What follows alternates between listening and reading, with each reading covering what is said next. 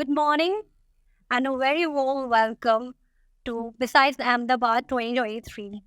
What a remarkable journey it has been for us, and here we are at the fourth edition. It is truly an honor for me to stand before this conglomerate of cybersecurity experts, thought leaders, and industry visionaries.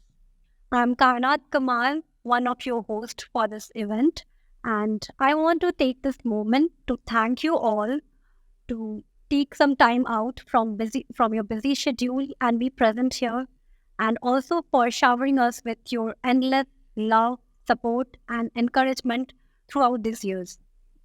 Today, we have an enthralling schedule of events. We have an excellent lineup of technical speakers who will be delivering sessions on broad spectrum cybersecurity topics. We are also having two villages, one on the car hacking village and another on the chip off village. Make sure you can go there. And we also have the CloudSec raffle going on where you can participate and win some amazing prizes. And of course, we have our CXO panelists who are going to, like our esteemed panelists, who will be sharing some meaningful exchange of ideas, insights, and their experiences on some of the really pressing cybersecurity challenges that our industry is facing today.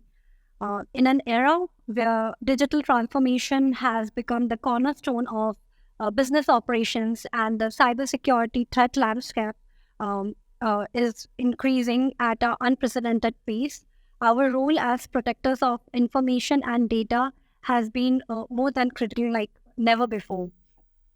So I would like to set the stage for what promises to be an enlightening and thought-provoking day for panel discussions. We have assembled a stellar lineup of experts and leaders who will delve into some of the most pressing cybersecurity challenges that the organizations are facing. Today, we will explore some strategies, share some best practices, and take a step towards, definitely towards a safer and more resilient digital future. Our event is designed to foster collaboration, knowledge sharing, and networking between among our distinguished guests. And we will open the mic to the audience for any questions that they may have for our guest at the end of each panel discussion, if the time permits. Throughout the day, our panel discussions cover a wide range of topics from CISOs roles to threat intelligence, zero trust architectures, AI and MLs, IoTs, security policies, and many more. Before we get started, I want to share a few more things. Like last year, this year too, we have a photo booth, and we also have the message board. And we really appreciate your feedback. That really helps us and encourages us in becoming better with each year. So I would really request you all to utilize all of them and share your post over social media. And don't forget to use the hashtag Besides Ahmedabad. And the after party is also scheduled here at 7 p.m. So see you on there after the event. And for any queries that you may have or any assistance that you may require, please reach out to our volunteers. They are sporting the black t-shirts with hackers helping hackers written on them. And before we get started, just one last request. Please keep all your devices on silent. And now, without any further ado, let's get started with our first panel, which is CISO's evolving role from IT leader to boardroom advisor. As the digital world becomes increasingly complex, so has the role of the CISO evolved. Traditionally, the CISO was primarily seen as an IT leader responsible for securing an organization's information technology infrastructures. However, in today's digital age, the CISO's responsibilities have expanded well beyond the technical team. They are now increasingly recognized as vital strategic advisors to the executive board and senior leadership. So let's engage in this discussion and understand the various key aspects of the CISO's evolving role. Please join your hands to welcome our panelist, Dhiraj Ranka, who is the CISO at TataAIG, Rahul Tyagi, co-founder at Safe Security. Actually, we have Satish Kumar Dwibhashi, Senior Vice President and CISO at InMobi Group. And this panel will be moderated by Dr. Abhilasha Vyas, who is a Business Unit Head, Cloud Security and BI at CloudDAT. So over to you, Abhilasha. So thank you, Kainat, for inviting all of us. Yeah. So looking forward to this and all the audience, those who are looking forward to this discussion. The topic is evolving the CIO role, IT leaders to boardroom advisors. So I would like to say that the CIO role which we have seen, it's not as a technical role, because if we see the organization, the type of attacks which are coming because of the increasing dependencies of the technologies, we see that the variety and velocity of the attacks which are coming. So small organization, medium scale or large scale organization, every organization is looking for dedicated professionals who can identify the risk, who can work on the strategies, who can give the risk mitigation strategies, and who is able to work on multi-cloud environment nowadays, and also able to manage the compliance requirement as well. And also they should be give some advice to the stakeholders, because they don't want these guys to only be techie, but they want these guys to be involving in the decision for the organization's purpose. So because of that, only this particular statement or particular panel discussion topic, that is evolving CIO's role from IT leaders to boardroom advisor, is keen here for today's discussion, where all the security professionals are here, and we are here to discussing the qualities, the roles which we are looking from CISO to make sure that the organizations are protected from such attacks which are coming, and how we can use the tools like SIM and SOAR to first identify the vulnerabilities or the malicious attacks which are happening, and then to effectively create the automated response to give the immediate response to such incidents. So I just would like to have a question from all the panelists, that what's your perspective on this topic? Because I see that you have a huge experience, and we have people from the organization perspective, where Rahul is the founder of Safe Security, and we have two CISOs in the panel. So we would like to have a perspective from all three of you. Yeah, okay. I hope I'm audible. So the role of the CISO typically has changed over a period of time. In fact, we go back to the little past, in the sense, traditionally the CISO function was under the CIO function. It was more like a support function. But I think lately we have seen a lot of empowerment for the CISO, because traditionally CISO was more the perception was like CISO is more of like trying to put controls. I think the larger message was which CISO will come and say no. I think from there, I think the message has changed now. CISO is now an enabler. Technically, I see CISO, while of course starts with risk and control, was the fundamentally how it started. Predominantly compliance to it. I'm not saying in different organizations have different perspective. Like you go back to the banking, right, the traditional bank, but still the CISO is more a compliance function. That it's more of I still call it as like the PSU bank had a department called inspection department, right? Typically audit function. So people coming from audit, inspection started becoming CISOs, because it was a regulatory record. 2016, RBI recognized that there's a dedicated cybersecurity requirement, especially in fact. RBI thought why way back RBI bought that broader master guidelines, but cyber security frameworks as a dedicated framework came in exchange, and they started demanding that there has to be, it can't be a type function, it has to be a dedicated function, single function, and talking banking in one picture per se.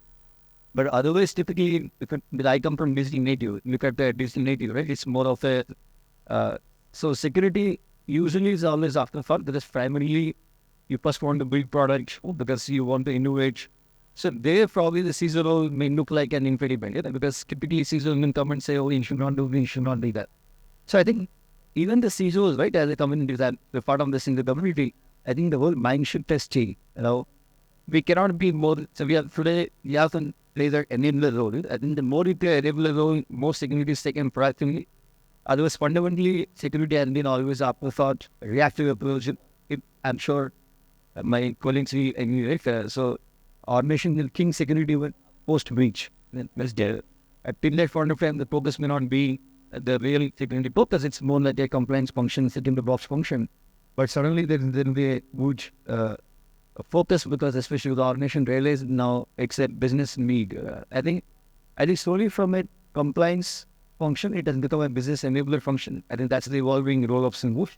I'm sure, I think more and more organizations are dependent on digital. If we're living in a digital world, I think we make world is really getting more involved. That could be nice. Yeah, so I just have a different perspective to this. The reason being, I started my career as a security developer in one of the consulting firms. So during those days, whenever we used to do a consulting and we used to meet the security practitioners, not the CISO role was not there, or the title was not there at that time, or even if it was there, it was very rare. So we were not aware about what is the CISO, what is their role, what is their roles and responsibility. So we used to provide the security consulting to them. So that's how I started my career. Now, as Abhilash said, that yes, the regulatory has made it mandatory, and that's how this kind of we would like to give that credit to regulators who have enabled us to get this roles and responsibility into our career. So apart from that, if you talk about the evolution, so it is, as you said, from, it was a roadblocker or the audit role, what we used to know, because there were some programs that people used to follow, like you have to do 4 steps or the 4 tasks that you have to do as part of the security. Right now, it is more or less that there is a framework that came into the picture as part of the regulatory enforcement. Right. So now we have to be ensure that it's not only the technical part of it, but also the compliance part. So I believe when, as we're talking about that, how we'll somehow we are, reaching the board, the voice is getting heard. So that's the evolution of a CISO role, I believe. So I've recently taken this position for last 2 years, and now I am seeing these changes. So that's my experience on the evolution. No, this is fine. First of all, apologies, guys, for making you so wait for the session. As an organization's founder, we are in the industry from last 12 years.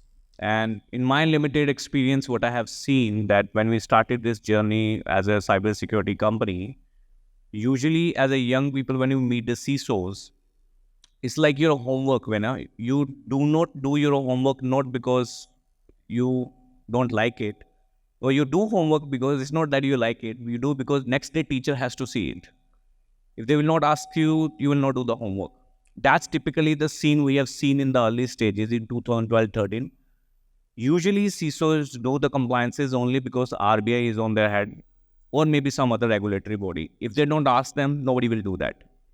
In last 5 years, and we have seen that the shift from compliance is there. It's very, very important. I'm not saying it's not important. You cannot run the show without the compliance. Like rule, it's like if I remove the rule of a red light, though I'm not sure how many will follow again, but if you remove that, you will not. There'll be chaos in the city, and that is a similar problem in the industry.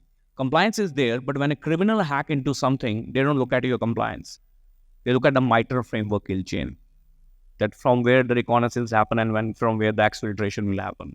When you go to the core of these mentality of these criminals, this mentalities has been adopted now by the security leaders, especially the CISOs. They have little bit shifted themselves from the compliance-based to a risk-based assessments, where they know to ensure that they will be taking care of the regulatory bodies. But along with that, they will ensure that they will see the psyche of a threat actor or maybe a 8PD group, that how they pivot and then change their infrastructure's security according to that. Now, that's a very mature step towards looking and predicting a breach, because every company in India, I must say, which is a very reputed company or a listed company, they have a very, very strong incident response plan. Very, very strong incident response plan.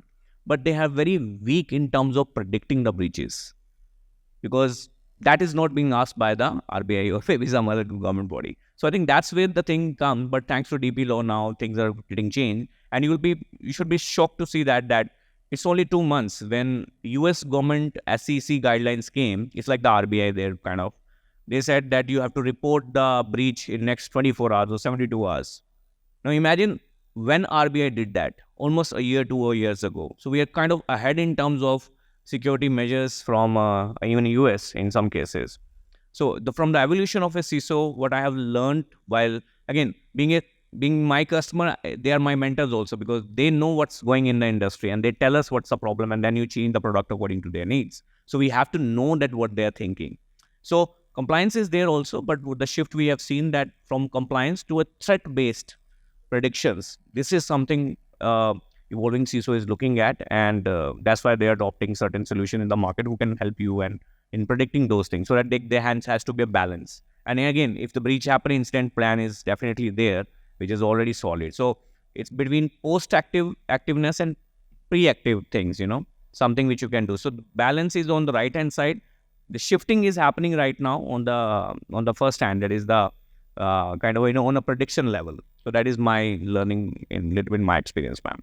I don't know that my mic is audible or not. Okay, so I'm using it. Yeah. So understanding from your perspective, I see that the role is evolved now. We are not only focusing on one area, or we are not working in silo, because we need a person who can see across the infrastructure to see that how we can predict the things which may happen and which may create a lot of risk in the environment. So that's why this role came into picture. So Dhiraj, I want to know from your perspective, what do you see as a relationship with board of advisors and executive leaders from the CISO perspective? Like, you are a techie guy, and now you have to talk to board advisors to present your points. Excuse me. So what is the relationship you see? So, as I said that I've recently taken over this position. So you rightly said that from the start of my career, I've been a techie all the time, and I would like to remain the same, right? But when it comes to the board meeting, you need to have a different skill set. You need to own those different matrices that board will understand in a layman terms. Where is my risk? So at that time, the role becomes, or the role shifts, rather than from being a techie to be a management guy. So as I said earlier also, that now those meetings are happening, the voice is getting heard. So now they're giving that importance, not only because the regulator is asking, being an insurance industry, it's not because the IRD is asking that you have to be part of a board meeting, but the board is also understanding, the importance of cybersecurity in a way. So this becomes a regular topic in most of the board meetings. So the importance and the emphasis is there on the cybersecurity. But still, I believe that there are few points that the board has to understand, and we have to, as we are saying that CISO is more of an enabler. So we have to enable them to understand the dollar value of that risk. At times, like, I'm not endorsing Rahul here, but the players like Safe Security or any other players for that matter, they help us at times convey that message, that this is our exposure. This is the risk that we are lying, not only in terms of the, the vulnerability impact on the, what could go wrong, but in terms of the dollar value. So that is more of I believe the matter of fact. That's what the board wants, where I am in terms of the security posture of my company. So thank you, sir, for the endorsement. I hope this is recorded. So I think you said a very nice point, and that's really resonate what the work we are doing on the ground also. Now let me give you a small example. 3 to 5 years back, usually board have a 6-month kind of a presentation from the security professionals, CISOs or CIOs, to see that how security, we are spending so much on security, what is the visibility of my risk.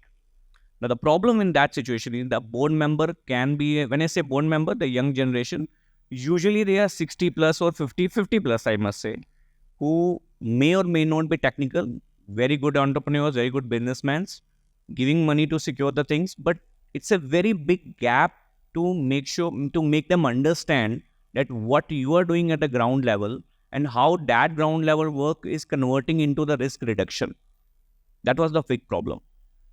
in the last 2 to 3 years, what we have seen, which was a really big change, and especially in the manufacturing industry, not on the fintech industry, but manufacturing industry, where manufacturing board is asking the CISOs every month the security status of their infrastructure. That never happened before. At least in my number of customers we had, they asked that. So they need to show to the board in a manner which they will be able to understand. This was the biggest problem in the market, because CISO will ask for a budget to the CFO or the CEO or to the board to get an EDR, to get an antivirus in layman term, some kind of security tools to ensure that 360-degree security of the organization is there.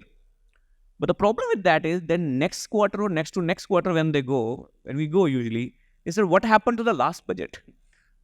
So usually it's a very gray area which CISOs are little bit hesitant, or maybe it's very difficult because they have to collect data from one team, second team, third team, fourth team. And on an average, to prepare a board report, I ran a poll, I think 6 months back. On an average, to make a board report, it takes almost 45 days. Imagine the loss of manpower there, because everyone has to give the data, and then CISO have to sit and correlate the data and present in a, if I have to use the word, in a 5-year child rule. You have to present all those technical 0 days exploits, this and that, red, green, blue, CVSS scores, into a manner which they will be able to understand. And what I think we were fortunate enough to be lucky to that we realized this problem a very early age in 2014-15. And that's the reason now what we are doing is we're converting that risk from a technical term and converting into a dollar value risk or a rupee value risk. So for example, when I'm sitting as a CISO in a board meeting, I will be saying them, guys, leave the technical jargons. Our company is sitting on $250 million risk today. By next quarter, I will ensure that this risk will go to $100 million. Now, to reduce that $150 million, I need an investment from you of 200K. Now, that's a very, very easy conversation, right? To reduce a $250 million of risk, you need asking for a budget of 200K. I'm not sure that how many people will deny that. Some may, of course, but mostly it's a very normal concept. So this is when quantification come to the picture.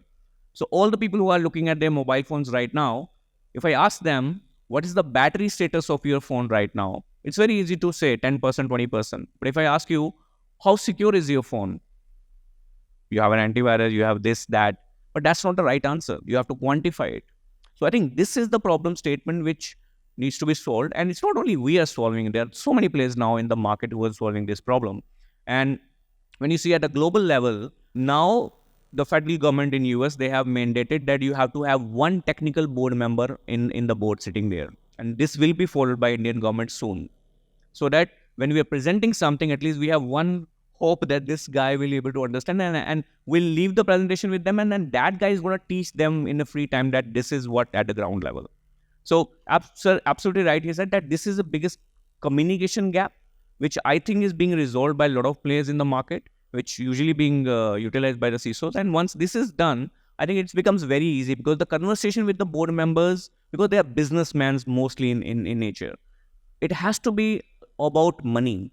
They don't care about technical jargon. They care about their market cap and they care about what are the investments they are doing. So if you're able to defend that along with your practices which you are doing, and I must say, the young people who do not know even the definition of CISO, CISO is the person who is responsible for the entire security of the organization.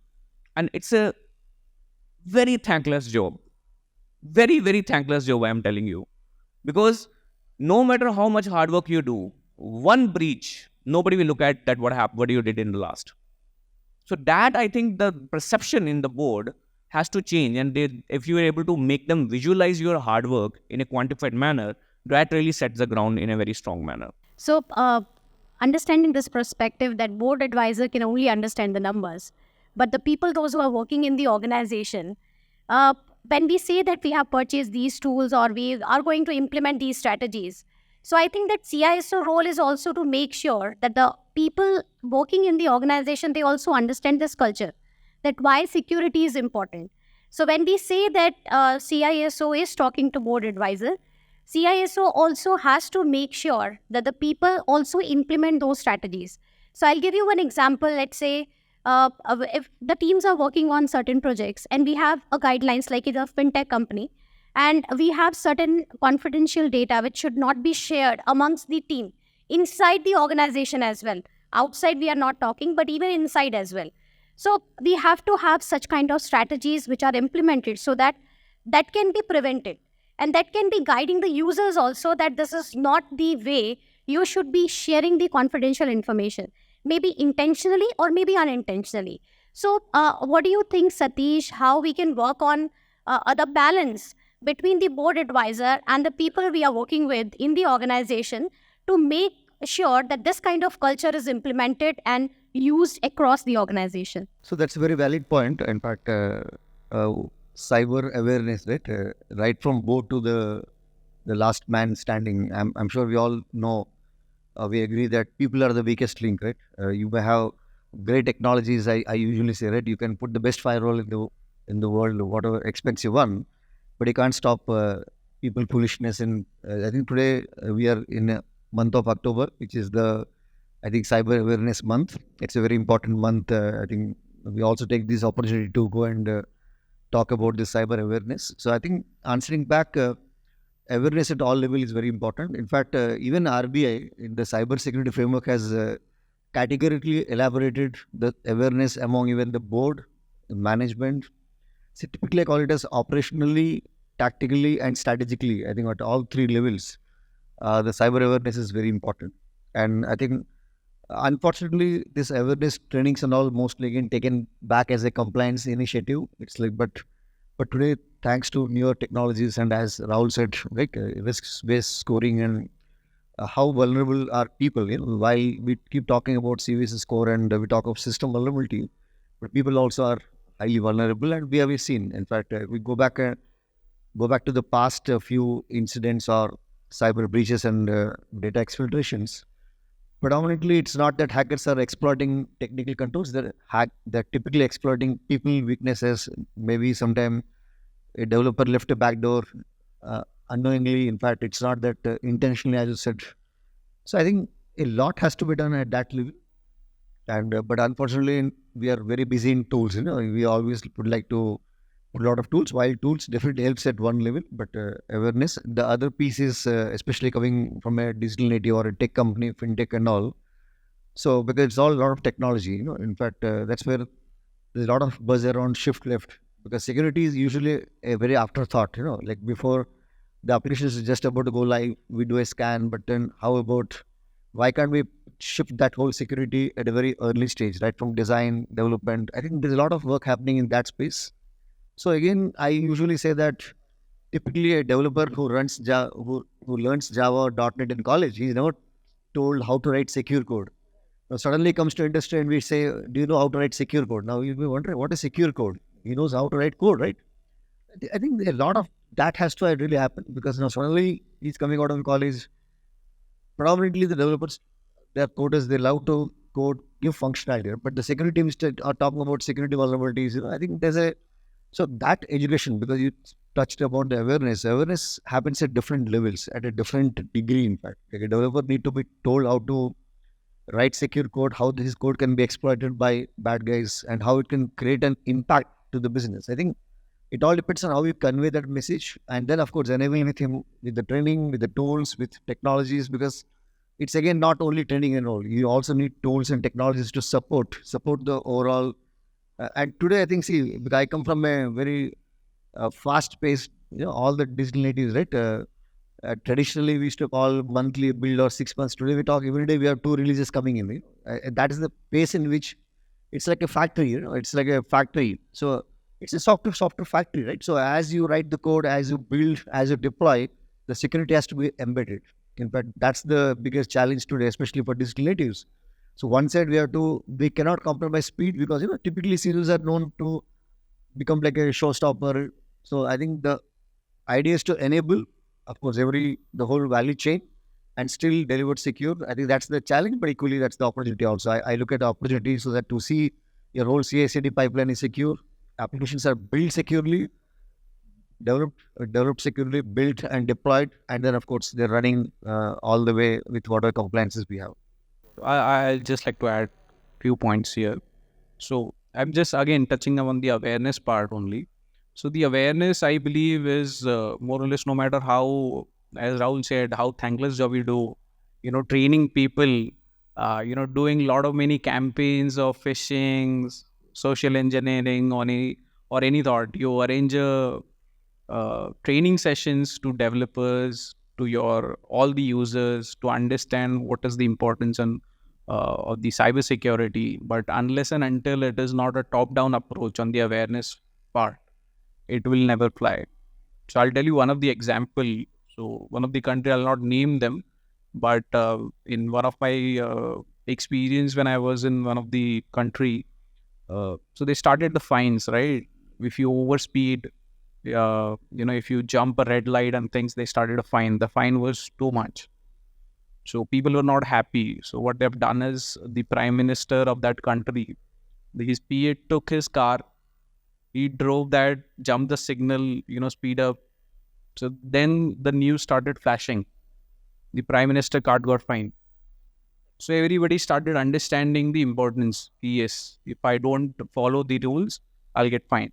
So then they started understanding. So I'm saying the similarly, if our top management, if they understand the importance of these trainings or the campaigns that the CISOs run, then I believe the top-down approach will help us understand the users that, yes, I should not click on everything that I get, So that's one part. The second part, as you said, on the, security in terms of shift left.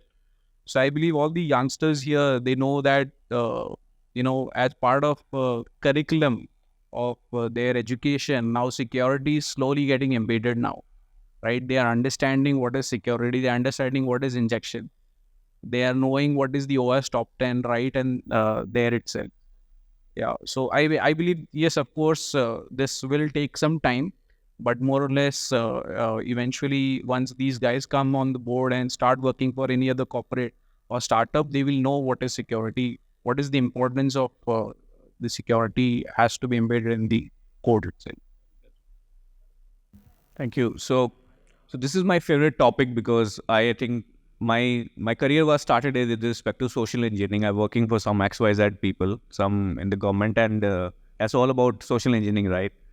Now, as a security company, this was the biggest challenge for us because हमें कोई hack कर गया तो हम क्या जाएंगे, right? So as a security company, we have to ensure that our people are secure more than our customers, at least to start with, right? So what we did is, and you can implement this also. First thing what we did is, because we are developing a security product, we ensured that whatever the person who will be joining us, he must be a secure code developer certified, whatever the certification they have. If you're working on API, he should understand OWASP API. He's working on a web or mobile, he should be certified in some other manner, so that he's not a developer, but he knows how to narrow down and construct a code which is not self-destructive or having any loophole. Developers used to be hired at the time when finance was not involved into the internet applications. It's more of a communication. But today, it's too much finance involved into, too much money involved into it. So you cannot have the same mindset when you're hiring a developer. And especially for the kids who are here, you need to learn coding, but in a secure manner if you really want to get into somewhere. Otherwise, you'll not be able to gel up with the pace where organization is heading. Second, we started a cyber awareness session in the company, and my IT security manager, he said, okay, I'll prepare a PPT, and he come up with 45 slides PPT, gave the session. 2 to 3 people fall in the trap of phishing email. And when we ran a survey, and I said, okay, what you did? They said, this was the worst seminar of our life. And by the way, we are a security company, and I'm not shy in saying that. Imagine the companies who are not security company. These people have security mindset, guys. They're hackers on ground. They fallen for the victim. Then I realized that why they do not gelled up with the content which we delivered, because it was this should be password policy, this should be this, because they cannot relate that thing with them. Human being is a very twisted animal, in on all the species, because जब तक हमारे लिए उसमें कुछ नहीं है, I will not be interested in it. Even you are sitting here, you're looking for one thing which you can take home and apply in your life. Otherwise, everything is for you, it's English, right? So what we did is we removed the presentation. We came to come up with the newses or the stories like WhatsApp scam happened with the finance guy. Some girl called him a video call and honey trapped him and steal the data from the company. Now, these are exciting newses, right? So we change the content with respect to the real life scenarios rather than the traditional aapka password itna hona chahiye, you should have this, that and all. That's not going to fly because he's not. And third thing we did is, first we said that we are going to teach you how to secure your Facebook, your Instagram, your Gmail, your this and that. Now that's very, very much interested topic for them because the protocols of two-factor authentication, which I'm telling them to do on Instagram, it's implemented on the company also. But that really serves the purpose. So you have to find that what's in them, what's in it for them. Otherwise, they will never gonna take it seriously. And the third and the last thing is we come up with demonstrations. Usually, cyber awareness talks, which I have seen, are having most English rather than some kind of a thrilling demo which really shake the heck of the people who are sitting in the room. So if you tell them, do not install apps from Google outside Google Play Store on an Android device. Now that's an English, right? Now when you take someone's mobile, put an APK, install it out of thing, hack their mobile, show their contact list and their beautiful pictures in their gallery. Now that makes sense to them. So how you formulate the content to the organization, which can really pinch them in another way, and we changed the drastically change, very good change in the organization. Every person was responsible. And last thing again we did, which we missed, we trained, we made, you know what CEH certification? CEH, I'm not endorsing them, I don't like that certification, but still I'm saying it. I made sure that my HR and my finance team go through that certification. Maybe we are the only accountant who is certified ethical hacker. Because these are the people who gets the maximum attack and they carry the most sensitive information, especially the finance people. So I make sure that उनका एक dedication से session लेना होता है 10-12 लोगों का because they get a fake PO or they click on something and we are going to lose every stuff. And today maybe you are my customer, कल को if my finance guy got hacked, we got to the news, you don't want to trust on me, right? And these are the small things I think we need to integrate in our cybersecurity programs, and board members takes very big interest in it, by the way. Because you take an example कि एक board member को lunch पे phone आया, he picked the call, there was a girl, she was wearing the mask, and it's a real story, by the way. And suddenly in just 4 to 5 seconds, she just performed some obscene action and took a screenshot of that. 65 years of age, MD and board member of so many companies. He's being got blackmailed in just stupid way.